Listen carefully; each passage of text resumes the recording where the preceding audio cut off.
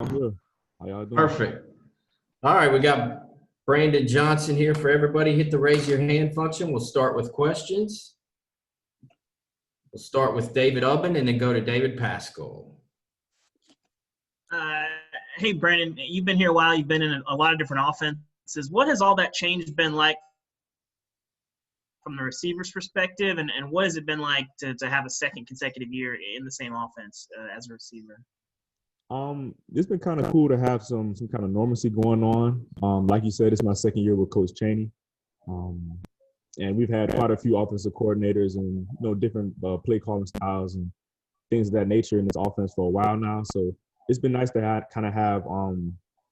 the same offensive coordinator for a couple of years now. So we know what he wants to call. We're familiar with the game plan and the plays he likes to run.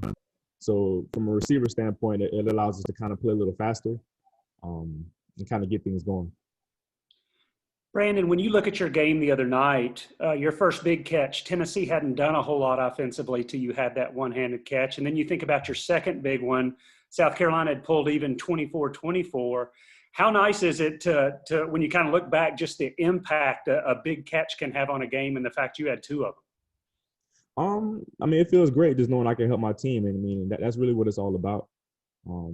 No more, no less. I just want to help my team win. It's the reason why I'm still here. We'll go to Trey Wallace, followed by Blake Topmeyer. Brandon, when you redshirted last year and a decision was made with you and the family and Coach Pruitt, how big was that for you to be able to sit back and learn the offense Jim Chaney was putting together and then be able to come out in your first game and be able to be productive and help your teammates the way that you did? What was that feeling like and your emotions? It felt great.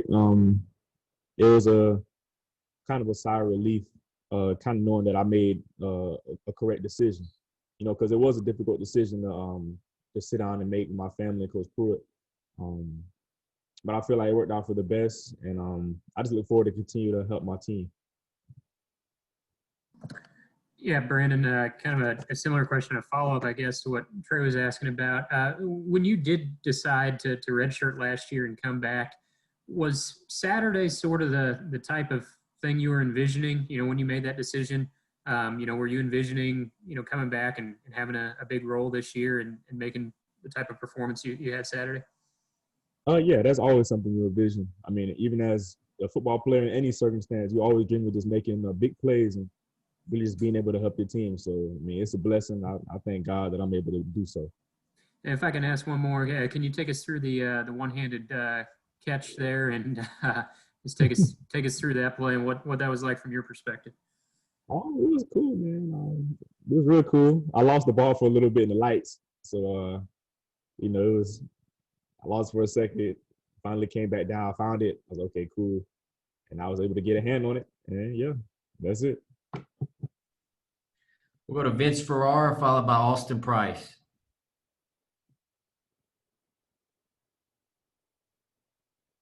I think you're on mute, boss man. Yeah, Brendan, sorry. I know that the freshmen really didn't get as much of an opportunity as they would have liked because, a lot of guys have been out in camp.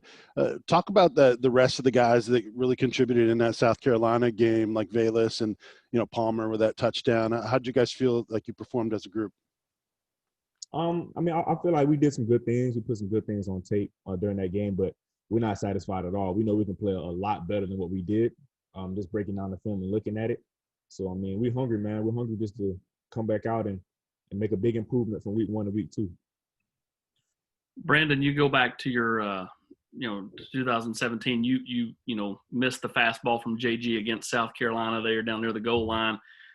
You make a one-handed catch Saturday night. Does that just kind of, is that symbolic of how far this program has come since that time that, same team, you make an unbelievable catch at, a couple of years later now that you're older? And when you sat down and when Trey asked you about this, when you sat down and talked with your family, how much of that did you kind of think, man, was it a tough, like even after you made the decision, did you go back and forth, go, man, did I make this right decision?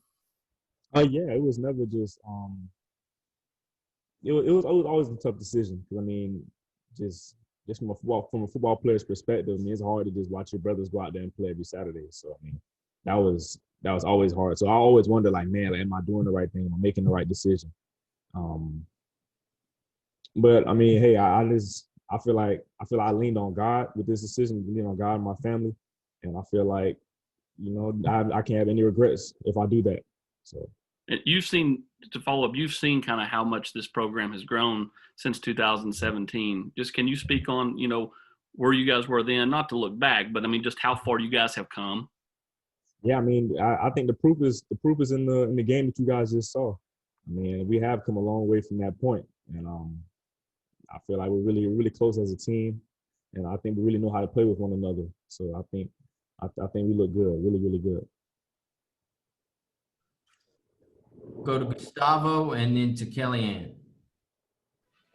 Brendan, what do you say about your connection with Jerry Antonimi? Everybody's praising the catch, but what do you say about your connection between you and your quarterback? Oh man, it's great, man. I love JG. I mean, I couldn't have caught that ball if he didn't place it where he placed it. I mean, that was a perfectly thrown ball. And I mean, I got all the faith in the world in JG. I'm so proud of him, how far he's come from when we first got here. And I can't wait to see him keep going. Kellyanne? Hey, Brandon. Home opener this Saturday, but it's going to look a little different on game day without a lot of the long-standing traditions with the Vol Walk or running through the tee. But so, what are you expecting this Saturday without those traditions? It'll definitely be different. Like my first time ever playing the kneeling without like all the traditions and things that we're so accustomed to and the things we love. But I mean, at the end of the day, it's still about football, and that's what we'll be focused on. We're focused on getting our second win of the season, and that's the main goal. And as a quick follow-up, though, how excited are you to play back at Neyland, even with the limited amount of fans that you guys will have on Saturday? I'm super excited. I mean, it's nothing like playing in Neyland. I mean, it'll definitely be different without all the fans, but there's still nothing like playing in Neyland, and I'm really just super excited. Thanks, Brandon. We'll go to Brent Hubbs and then back to David Upton. Brandon, you were an observer to this at the end of last year, and obviously a part of it on Saturday night. Why do you think this program has learned, or how did this program learn how to win close games, particularly in the second half? Mm-hmm. We just buy into Coach Pruitt and what he's telling us, and I mean, it's one of our game maxims. I mean, we put on more steam. That's what we do if things not going our way. And Coach Pruitt always tells us to find a way to win. That's no matter what it is, no matter what the score says, we have to find a way to win. And I think as a team, we really buy into that. I think that's why we're coming out on top. Brandon, as a follow-up, was there a moment you think for this team where that sort of clicked that hey, this buy-in, it works, this mantra works, and it kind of steamrolled from there? Do you think there was a particular moment, or do you think it just happens over time with maturity? I think it happens over time and maturity. As you guys saw last year, the latter half of last season, we really started to pick things up. So I think over time, it takes time, but once as a whole you buy in, you start having success. David?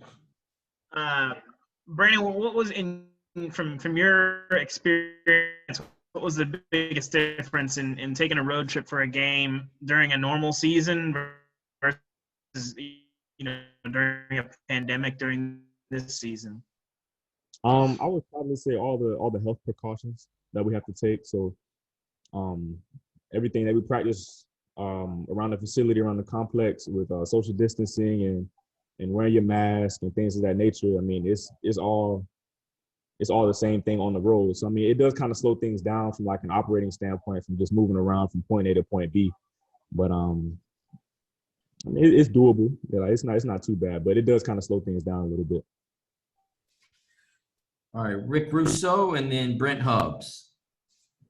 Hey, Brandon. The SEC presidents and chancellors are meeting this week to decide whether to waive the rule, to tweak the rule, which would allow players to transfer immediately within the conference. It's something that would directly affect Cade Mays. I'm curious, what's your thoughts on that in a year where the NCAA is allowing an extra year of eligibility? Your thoughts on that and the ability to waive that rule to allow players to transfer and go immediately into action to another SEC team? Mm-hmm.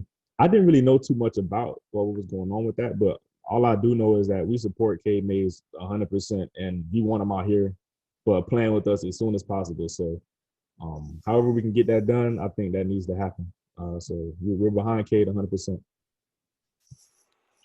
Brandon, you obviously had waited a long time for Saturday night. What were the pregame and what was the build up like for you? Were you nervous? Was it, hey, once you get the first play out of the way, you were good to go? Just kind of what were your emotions like pregame, and then what was the feeling like after the game, knowing that you had been a big part of Tennessee winning a football game, which you hadn't experienced it, in a year? Mm-hmm. There's always your pregame jitters, just anxiousness, just ready to kind of be out there on the field. But I was just super excited, man. Like, it's been a long time since I played. I couldn't wait to get out there. And I mean, post game was just joy, just happiness, man, just to be able to contribute and help my team win. So it was awesome. All right, back to Blake and then back to Vince. Yeah, Brandon, you've been around this program such a long time. I mean, there were times during your career where you guys barely had enough offensive linemen to play a game on Saturday. Just where do you see this offensive line now compared to where it's been, and what's maybe the potential for that group this season? What was the last part of your question? It kind of broke up. Just the potential for that group this season. Mm-hmm.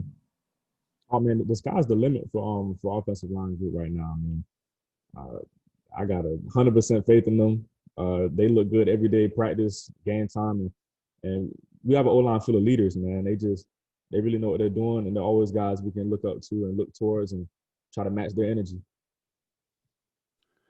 Brandon, I know last week, I think it might have been Eric Gray talking about, that Coach Graham might do a great job in terms of a pregame speech for you guys. Who handled your pregame speech, and what was that like for you? It's Coach Pruitt, man. Just Coach Pruitt knows how to get everybody going. Yeah, he's really good at it. So I mean, that's why I want to hear Coach Pruitt before every game. He get me going. All right, we'll finish with Trey Wallace. Thanks, Bill. Brandon, how much has T. Martin been an influence on you, going back to even when you redshirted last year? What has been his part, and how much have you learned from him? I've learned a lot from Coach T. Coach T is a great coach, and he's been nothing but supportive of me from last year, even when I wasn't playing. Never treated me any different. Coach T is a great coach, man. I love him, and I just appreciate everything he's taught me from football to even just regular life. Coach T is a great coach, man. All right, thanks, Brandon.